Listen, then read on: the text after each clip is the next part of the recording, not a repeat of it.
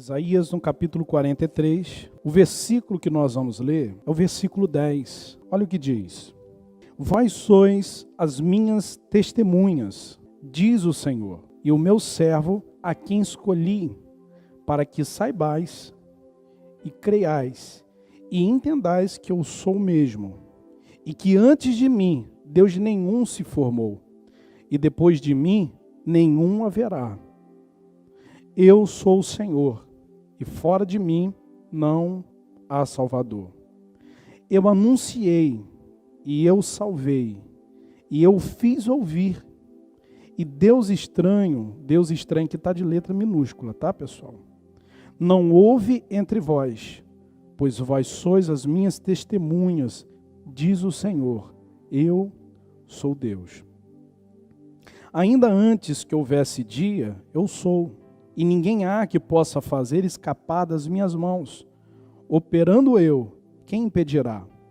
Assim diz o Senhor, teu Redentor, o Santo de Israel: por amor de vós, enviei inimigos contra a Babilônia, e todos farei descer como fugitivos, isto é, os caldeus, os navios com que se vangloriam.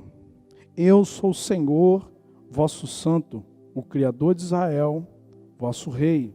Assim diz o Senhor, o que preparou no mar um caminho e nas águas impetuosas uma vereda, o que trouxe o carro e o cavalo e o exército à força. Eles juntamente se deitaram e nunca se levantaram. Estão extintos como um pavio se apagar. Aqui no caso Deus está se referindo aos egípcios, quando eles se afogaram, quando Deus fechou o mar. Não vos lembreis das coisas passadas, nem considereis as antigas. Eis que farei uma coisa nova, e agora sairá a luz. Porventura não sabereis? Eis que colocarei um caminho no deserto e rio no ermo. Queridos, nós precisamos entender que só existe um Deus. Não existe nenhum Deus depois do Senhor e nenhum que vem antes dele. Deus é único. Deus é o único Salvador. Deus é o único que pode nos socorrer diante de qualquer adversidade, inclusive diante dos dias maus que nós estamos vivendo. Nós sabemos que tudo que nós temos visto são sinais da volta de Jesus, são sinais e cumprimento da palavra. Por um lado, podemos nos alegrar, porque realmente a palavra de Deus, ela é verdadeira. Todavia, seja o homem mentiroso e Deus verdadeiro e fiel. Agora, por um outro lado, como seres humanos, nós acabamos sofrendo com algumas situações que nós temos encontrado, que nós temos nos deparado.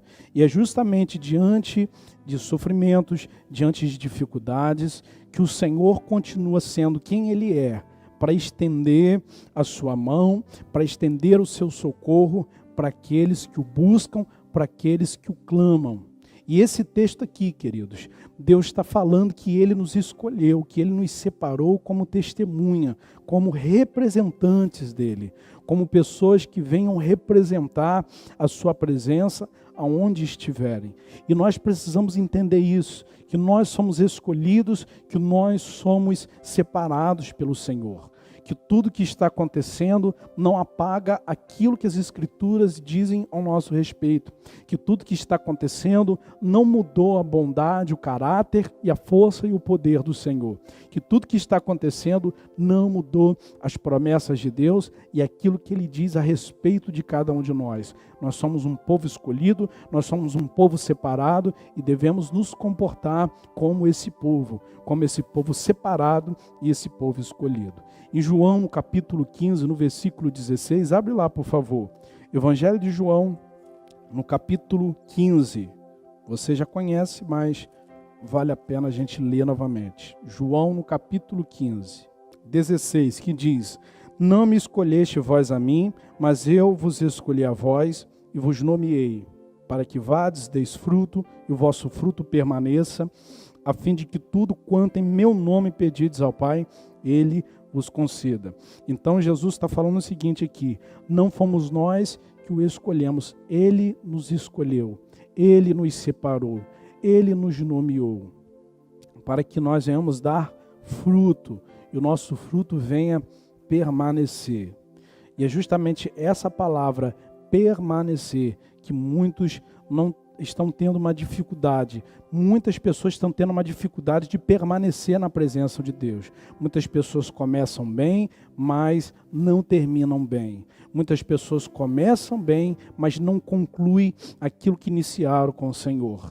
Traços disso e exemplos disso é a própria vida natural de pessoas que começam fazendo algo e não concluem aquilo que começaram. É claro que a gente não pode comparar o peso da vida espiritual com a vida natural, sem sombra de dúvida. A vida espiritual é algo e a vida natural é uma outra coisa. Mas é importante dizer que a nossa vida natural é um reflexo da nossa vida espiritual. Então, se nós começamos coisas e não terminamos, isso não é um bom sinal.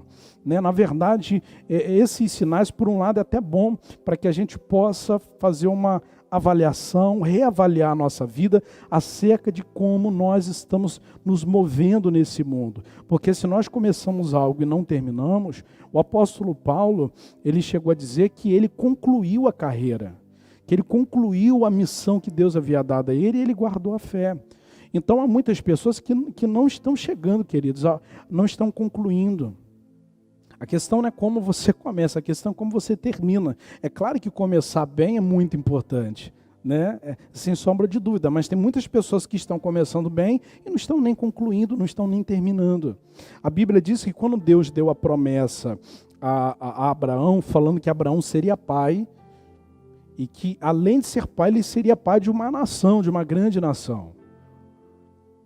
Abraão, quando compartilha isso com a sua esposa, ou melhor dizendo, a sua esposa ouve isso de um anjo do Senhor, ela riu, ela não acreditou. Agora, por que a esposa de Abraão não acreditou?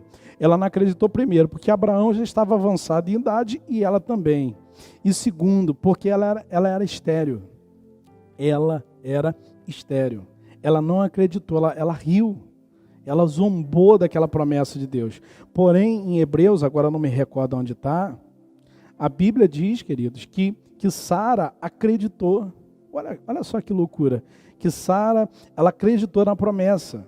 Aí eu te pergunto, será que a Bíblia está entrando em contradição? Em Gênesis fala que ela riu, que ela zombou, que ela não acreditou. E em Hebreus fala que ela acreditou? Não tem nada entrando em contradição. Na verdade, em Gênesis fala de uma fase da vida dela, e Hebreus fala de uma outra fase. Em Gênesis fala da fase inicial da vida dela para com Deus. Em Hebreus fala da fase dela terminal com o Senhor. Ou seja, no início ela não acreditava, mas no final ela passou a acreditar na promessa.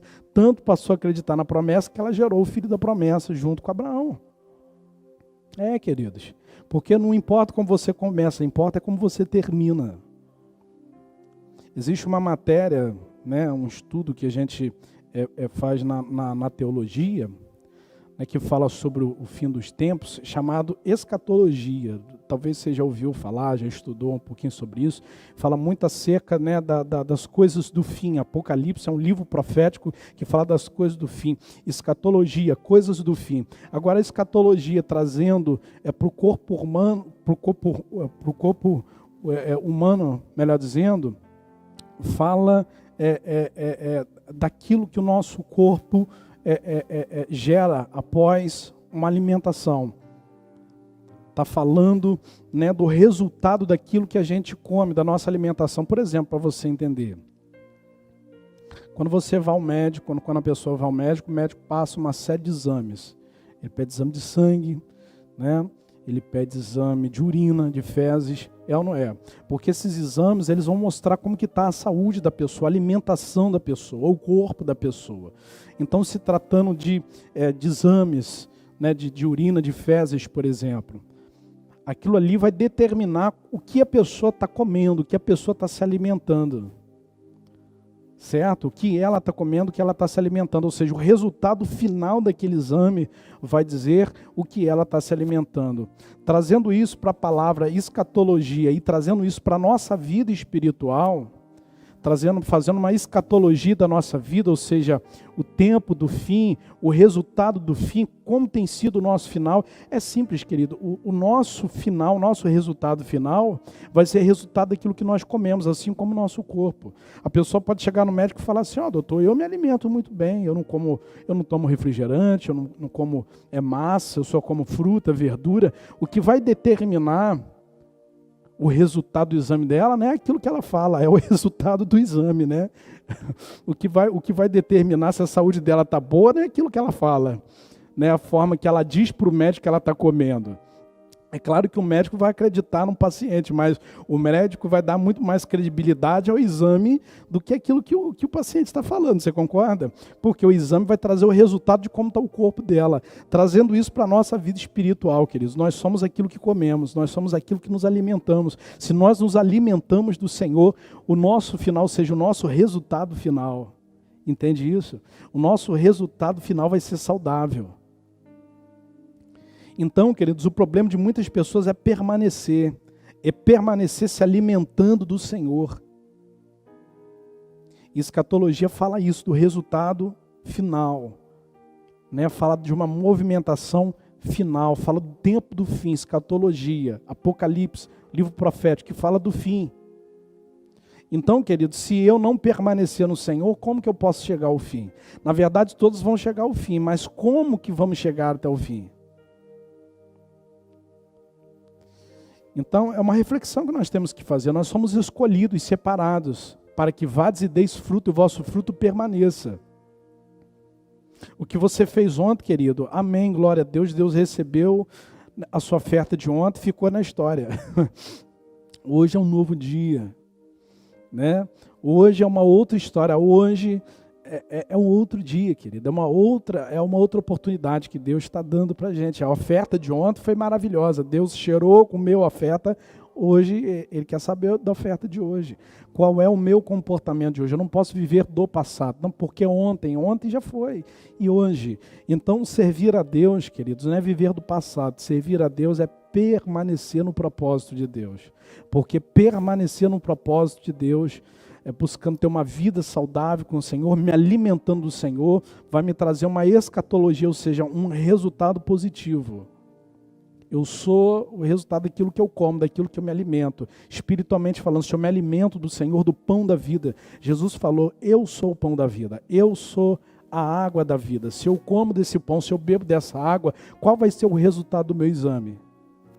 O melhor possível. Então Paulo ele declara o seguinte, que ele guardou a fé, que ele cumpriu a carreira, ele cumpriu a missão, ou seja, ele permaneceu, ele foi até o fim. E você? Há pessoas que estão desistindo no meio do caminho, há pessoas que já desistiram. Não, o Senhor te escolheu, me escolheu, para que nós venhamos dar fruto, e o nosso fruto venha permanecer. O seu fruto tem que permanecer, querido. As nossas boas obras, que são resultados do nosso relacionamento com Deus, precisa permanecer. Permanecer. Esse é o nosso desafio, permanecer no Senhor. Permanecer em Deus, ficar firme no Senhor. Davi foi considerado homem segundo o coração de Deus. Mas Davi pecou, Davi errou. Isso não mudou. O fato dele ser um homem segundo o coração de Deus não mudou para Deus, mas a sua movimentação mudou. O seu comportamento de justiça mudou. Ele se comportava como justo e em algum momento da sua vida se comportou como injusto. É claro que as nossas movimentações não podem mudar aquilo que o Senhor pensa de nós. Porém, as nossas movimentações erradas podem mudar o rumo do nosso final, do nosso fim. Então, o exame de sangue, querido, exame de urina, como eu dei aqui vários exemplos de exame, vai dizer qual é o resultado da minha saúde. Eu posso falar para o médico que eu me alimento muito bem, mas se o resultado do meu exame não estiver bom, ele vai acreditar mais no exame, ele vai acreditar mais no exame do que nas minhas palavras. E o exame é o resultado de como eu me alimento. Se o Senhor te pedir um exame, um hemograma agora, né? Um exame completo da sua vida, qual vai ser o resultado? O quanto eu tenho do Senhor vai resultar na minha saúde espiritual, numa vida saudável com Deus. Amém, queridos? Então, aqui em João, no capítulo 15, no versículo 16, novamente, que diz: não me escolheste vós a mim, mas eu vos escolhi a vós. E vos nomeei para que vades e deis fruto, e o vosso fruto permaneça, a fim de que tudo quanto em meu nome pedides ao Pai, Ele vos conceda. Ou seja, a vontade de Deus é que o nosso fruto venha permanecer. Deus não está preocupado somente em como você começa algo. Deus está preocupado em que você permaneça e que você conclua aquilo que você começou. Começar bem é muito importante, mas se você não começou bem na caminhada com Deus, não se preocupa, não tem nada perdido. Sara começou não acreditando, terminou acreditando no Senhor. Se você puder começar bem servindo o Senhor, glória a Deus, mas procure permanecer e terminar no Senhor, terminar bem. Agora, se você não começou bem, pastor, não comecei bem, não se preocupa, não tem nada perdido. Nesse caso aí, o que vai importar para o Senhor é como vai ser os próximos dias, como você vai permanecer. Como você vai se desenvolver ao longo do tempo. Em Gálatas, no capítulo 5, abre lá, por favor. Então, nós somos o resultado daquilo que comemos, daquilo que nos alimentamos. E a pergunta que eu te faço é: como que está a sua alimentação espiritual? Como que está a sua vida espiritual? No versículo 1 diz o seguinte: estais, pois, firmes na liberdade com que Cristo libertou, e não nos torneis a meter-vos debaixo do jugo da servidão. Ou seja, se Deus resgatou você, se Jesus resgatou você, permaneça firme. Está falando aqui de permanecer. Por favor, vou ler de novo. Estais, pois, firmes na liberdade com que Cristo te libertou, e não torneis, ou seja, não volte ao jugo da servidão, não volte para debaixo desse peso. Não volte, permaneça. O teu fruto tem que permanecer. Você tem que permanecer no Senhor. Olha só que eu vou te falar. A gente recebe um nível de fé, ou na verdade um nível de conhecimento acerca de fé. Muitas vezes o que a gente aprende na igreja é que a gente recebe fé para repreender o diabo, recebe fé para conquistar, para determinar, e tudo isso é importante, tudo isso é muito bom. Na verdade, isso não é um nível de fé. Na verdade, isso é um nível de conhecimento que nós recebemos. Porque a fé é muito mais do que isso. Agora, nós precisamos entender que a fé não é somente, ela é também, ela não é somente para repreender o mal, não é somente para conquistar. A fé, queridos, ela é para mim conhecer o Senhor, porque sem fé é impossível agradar a Deus, e a fé é para mim permanecer. A fé é uma fé de suporte. A fé é para mim suportar as aflições. Jesus passou o que passou, e como que ele conseguiu suportar? Ele suportou pela fé. A Bíblia não diz que os humilhados serão exaltados? Quando a Bíblia diz que os humilhados serão exaltados, está fazendo menção a Jesus. Porque o apóstolo Paulo diz que Jesus a si mesmo se humilhou. A si mesmo se humilhou, e o Pai o exaltou, com o nome que está sobre todo nome, na terra, no céu. Ou seja, então, ser exaltado pelo Pai, a condição é se humilhar. Não é eu ser humilhado pelas pessoas, é me humilhar debaixo da potente mão de Deus. Tiago fala sobre isso. Então, queridos, o que é me humilhar diante de Deus? Eu abrir mão da minha vontade para fazer a vontade do Senhor. É reconhecer a grandeza de Deus. É eu me adequar àquilo que a palavra de Deus diz. E para que eu venha me adequar à palavra do Senhor, eu preciso de quê? De fé. E a fé vem pelo ouvir. Então eu ouço a palavra, recebo fé, mas a fé sem obras é morta, ou seja, se não tiver atitude ela não serve para nada. Recebi fé pela palavra, agora eu tenho que colocar em prática. Eu preciso praticar aquilo que eu tenho aprendido pela palavra de Deus. E eu preciso permanecer naquilo que eu tenho aprendido. Agora eu recebi fé, uma fé prática, para permanecer, para praticar. Agora eu preciso colocar essa fé em ação, em resistir às dificuldades, resistir às perseguições. Tem pessoas que qualquer coisa quer sair da igreja, irmão. Qualquer coisa quer sair da igreja.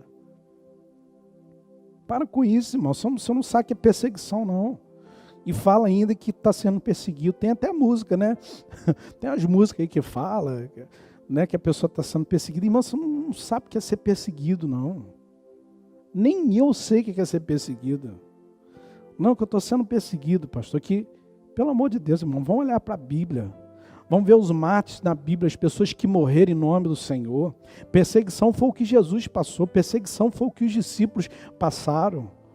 Uns foram mortos, crucificados de cabeça para baixo. Outros perderam a sua cabeça. Você conhece a história da igreja? Bota lá no Google, lá a história da igreja. Você vai ver vários homens, várias mulheres. No tempo de Roma, que eram lançados no calabouço, que eram lançados no fogo, que eram torturados. Isso que é perseguição, queridos. Que era lançado numa arena e soltava os leões para que... Pelo amor de Deus.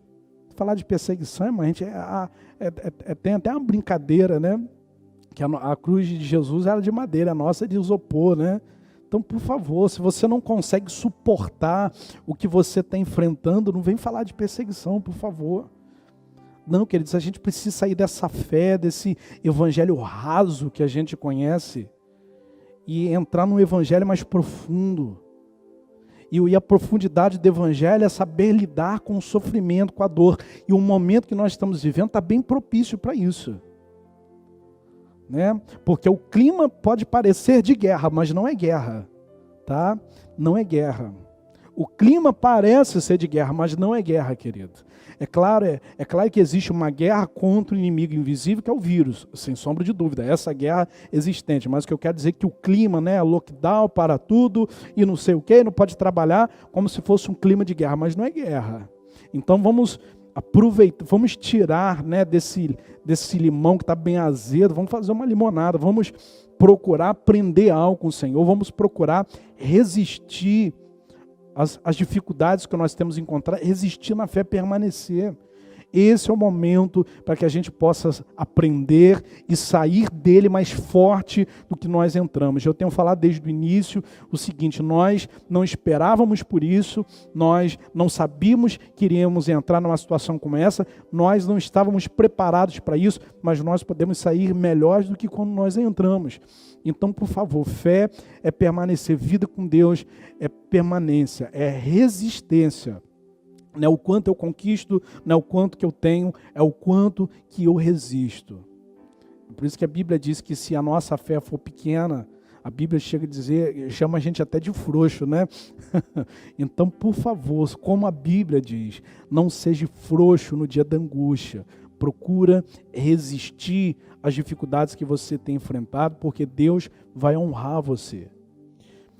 Tá, queridos? Então aqui em Gálatas 5 diz: estáis firmes na liberdade com que Cristo te libertou, ou seja, firme, permanecer. O vosso fruto tem que permanecer. Agora, que fruto é esse? Aqui em Gálatas 5 mesmo, no versículo 22. Mas o fruto do Espírito é amor, alegria, paz, ser longânimo, ser benigno, bondade, fé, mansidão, equilíbrio, temperança, fruto do Espírito. Então vamos lá, para que eu tenha o fruto que permaneça, que Jesus falou, o fruto do Espírito. O Espírito aqui está com letra maiúscula, não está com letra minúscula. Então não se refere ao nosso Espírito, se refere ao Espírito de Deus. Para ter o fruto do Espírito, eu preciso me relacionar com o Espírito. É por isso que em Mateus capítulo 6, versículo 6, Jesus fala o seguinte: quando orar, entra no teu quarto, fecha a tua porta, fala com o teu pai que está em secreto, e o teu pai que está em secreto te ouvirá e te recompensará publicamente. Eu vou fazer aqui um exemplo, aqui uma analogia. A intimidade do casal é feita no secreto. Quando gera fruto, o fruto é apresentado publicamente. Todos veem. Olha, a sua esposa está grávida, né? Ô, minha irmã, a senhora está grávida, né? Por quê? Todos vão ver o resultado da intimidade publicamente, mas a intimidade não é vista publicamente. Porque a intimidade é feita de porta fechada. A intimidade é feita de porta fechada. É por isso que a nossa intimidade gera fruto e a nossa intimidade com Deus é você e Deus. Então a gente sente falta da igreja, da congregação, mas isso não é motivo para desvio, não, irmão. Isso não é motivo para desvio, tá? Para ninguém se desviar. Aliás, tem até quem se desvie. Mas é porque em todo tempo não estava com a sua vida alicerçada no secreto com Deus. Estava com a sua vida alicerçada na massa, no meio do povo, no meio de muitas vozes. Se sentia confortável porque estava no meio de um monte de pessoas. Não é motivo para desvio. Sabe por quê? Porque secreto é porta fechada. O que é feito de porta aberta é prostituição. Peguei pesado agora, né? Mas é desse jeito aí. Não adianta a gente querer viver, mostrar uma intimidade para os outros, isso é prostituição, irmão. Deus não gosta disso, não. Deus não aprova isso. Deus não está preocupado com a minha performance, o que eu estou mostrando para os outros, que eu sou um espiritual uau demais, não. Deus não está preocupado com isso. Deus está preocupado com a minha espiritualidade com Ele no secreto, a minha vida com Ele. Porque aqui várias pessoas estão me assistindo, eu sou espiritual uau, mas Deus quer saber da minha vida no secreto, irmão. Quando eu entro no meu carro vou para casa, quando eu estou tomando meu banho, quando eu vou dormir, é isso aí é o secreto. Entra no teu quarto, fecha a tua porta, fala com o teu pai em secreto. Intimidade é de porta fechada. E em secreto, teu pai te ouvirá, Mateus 6,6, e te honrará publicamente. A honra é pública, mas o resultado da honra é feito no secreto. Então, fruto do Espírito é resultado da minha intimidade com Ele. É a intimidade que eu tenho com Ele no secreto. O fruto é a honra pública, mas que foi gerada na intimidade, onde ninguém viu, onde ninguém vê. É no anonimato, é matando o leão, é matando o urso e ninguém está vendo, mas Deus está vendo, né? Às vezes até você já deve ter falado, eu passo uma luta e ninguém está vendo. Glória a Deus, por isso que ninguém está vendo, e isso daí vai contabilizar no resultado da honra que Deus tem para dar a você. Tá? Então, quando as honras do Senhor vier sobre a sua vida, muitos vão falar assim, meu Deus, mas como que ele conseguiu? Pois é, porque o resultado todos veem, mas a fórmula, ninguém vê, porque é feita no secreto. Só quem vê é você e Deus. Que maravilha, né, irmão? A gente precisa viver esse secreto no Senhor. Então, a gente sente falta da congregação, a gente sente falta de estar junto, mas estar junto é muito bom. Mas enquanto a gente não pode estar junto, vamos ficar com o Senhor, vamos procurar fazer o nosso devocional com Deus, vamos procurar ter a nossa vida de intimidade com Deus. Porque quando isso tudo acabar, porque vai acabar, vai passar, a gente possa sair do secreto bem, né? A gente pode ser bem barrigudo, né? Mas não de comida, né? Porque falaram que depois da quarentena vai sair gente bem gordinho, né? Não, eu falo no sentido espiritual, que depois da quarentena a gente possa sair, entenda isso espiritualmente, grávidos do Senhor, tá? Os espirituais vão entender que a gente possa sair dessa quarentena cheios do Senhor, que todos possam ver o fruto da nossa comunhão com Deus, que todos possam olhar, olha, a quarentena fez bem para você. Pode não ter feito bem para o corpo, né? Você engordou um cadinho, irmão, mas a quarentena fez bem para você. Eu estou sentindo uma luz diferente, você estou vendo algo diferente em você. O que houve? Aí você vai falar, porque eu tive intimidade com o Senhor, porque eu me dediquei mais ao Senhor, me dediquei mais à oração, não tinha tempo, e com essa paralisação toda eu busquei mais a Deus, eu orei mais. Pois é, todos vão ver o fruto, né? Que pouco importa, irmãos, o que aconteceu na intimidade. A intimidade do casal serve para o casal. Mas quando a honra vem, todo mundo vê. Todo mundo é abençoado. Toda a família é abençoada. Quando a honra vem, quando o neném nasce, né? Mas aquilo foi resultado de intimidade. Do casal estar um compatível ao outro. Então, queridos, quando a gente está ligado com o Senhor, quando há intimidade com o Senhor, isso vai gerar fruto. Fruto no Espírito, fruto do Espírito. É algo gerado na intimidade com Ele. Para a gente terminar, volta para lá, para Isaías. Eu até estourei aqui meu horário. Isaías, no capítulo 43. Para a gente terminar, Isaías 43, no versículo 10, que diz: Vós sois as minhas testemunhas, Diz o Senhor, o meu povo, a quem escolhi, para que saibais e creais e entendais que eu sou o mesmo, e que antes de mim Deus nenhum se formou, e depois de mim nenhum haverá. Eu sou o Senhor, e fora de mim não há Salvador.